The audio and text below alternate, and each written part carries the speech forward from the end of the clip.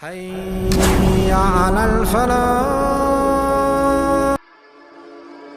فرعون دنیا کا واحد انسان ہے جس نے کہا میں سب سے بڑا رب ہوں، اور اپنے آپ کے رب ہونے کا دعویٰ انسانوں میں صرف فرعون کا ہے۔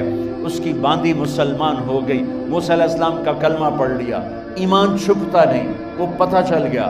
فرعون نے اس کو پکڑوایا، اس کی 2 بچیاں، ایک دودھ پیتی ایک ساتھ چلتی، اور اس نے اپنے دربار میں کڑاہ میں تیل ڈلوایا، نیچے آگ لگوائی، تیل ابلنے لگا۔ جب وہ پوری طاقت سے ابلنے لگا تو اس نے فرعون کی باندی سے کہا یہ آگ تیرے سامنے ہے، جلتا ہوا تیل، موسیٰ کے رب کو مانے گی تو پہلے تیری بچیوں کو جلاؤں گا پھر تجھے جلاؤں گا، اور اگر مجھے رب مانے گی تیرے گھر کو سونے چاندی سے بھر دوں گا۔ سنو اس نے کیا کہا، وہ کہنے لگی فرعون یہ تو میری 2 ہیں، میری 100 ہوتی تو اللہ کے نام پہ آج میں قربان کر دیتی، کر جو تجھے کرنا ہے۔ تو پاگل ہو گیا، غصے میں کہنے لگا اس کی بڑی بیٹی کو ڈال دو۔ تو انہوں نے اس کو یوں ٹانگوں سے پکڑا اور وہ چیختی چلاتی ہوئی تھی۔ ماں کا ایک بول اس کی جان بچا سکتا تھا، اور پھر گھر جا کے توبہ کر لیتی۔ وہ کہتی یا اللہ مجھے معاف کر دے، میں نے کلمہ کفر کہا۔ اس کو ٹانگوں سے پکڑا ہوا ہے، اس کے ہاتھ نیچے جھول رہے ہیں، اور وہ اماں بھی کہہ رہی کہ مجھے بچا لو۔ ماں نے اپنی آنکھوں سے بچی کو تیل میں یوں ڈوب کے دیکھا، اور پھر وہ ابھری جیسے مچھلی تلنے کے لیے، جیسے مچھلی تلی جاتی تو باہر آ جاتی، اوپر آ جاتی، تو وہ ایسے بلبلے اٹھ رہے تھے۔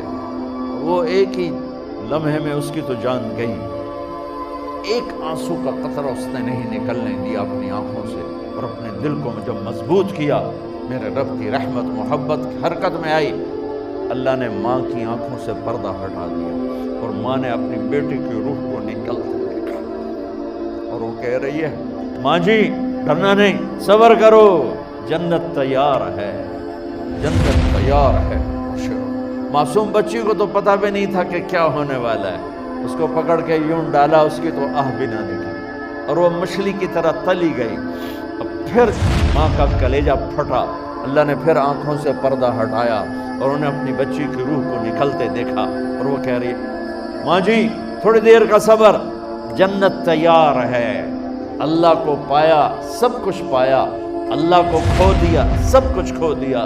جب اس کو پکڑ کے لے جانے لگے، اس نے فرعون کو دیکھا، فرعون اس کی آنکھوں میں آنکھیں نہیں ڈال سکتا، نظریں نیچے ہوں گی اس کی۔ کہنے لگی میری ایک بات مانو گے، میری ایک خواہش پوری کرو گے؟ فرعون نے پوچھا کیا؟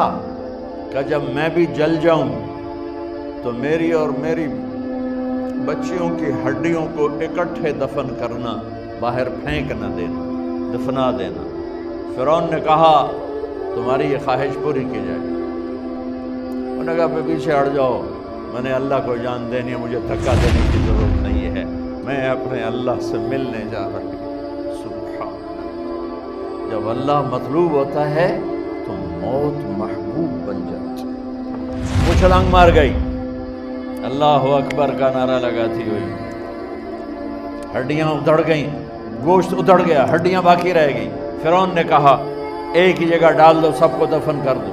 دفن 2000 سال کے بعد، موسیٰ علیہ السلام کے 2000 سال کے بعد جناب رسول اللہ صلی اللہ علیہ وسلم دنیا میں تشریف لائے۔